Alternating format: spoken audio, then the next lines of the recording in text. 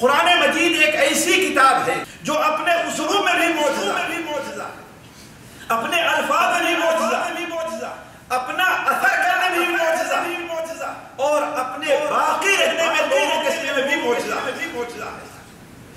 اسی لیے دیکھیں آج 1400 سال سے زائد گزر گئے اور قرآن کا اعلان ہے فَأْتُوا بِسُورَةٍ مِّن مِّثْلِهِ، اس جیسی کتاب ہی نہیں، اس جیسی کوئی چھوٹی سی سورت جو صرف 3 آیات کے اوپر مشتمل ہے اور آدمی مشکل سے 15 اور 20 سیکنڈ کے اندر پڑھ لیتا ہے، اس جیسی کوئی سورت ہی بے حیائی کے کام نہ کریں۔ یہ نہیں ہم گناہ بھی، ہم قرآن بھی پڑھ رہے ہیں اور فلمیں بھی دیکھ رہے ہیں۔ یہ نہیں ہم قرآن بھی پڑھ رہے ہیں اور جھوٹ بھی بول رہے ہیں۔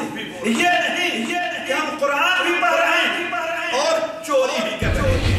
بڑی اختصار کے ساتھ یہ کہ آخر ایسا ہوگا کہ ہم قرآن کے مطابق عمل کیوں نہیں کرتے؟ ایک سوال ہے کہ نہیں؟ آخر کیوں ہم سے عمل نہیں ہوتا قرآن؟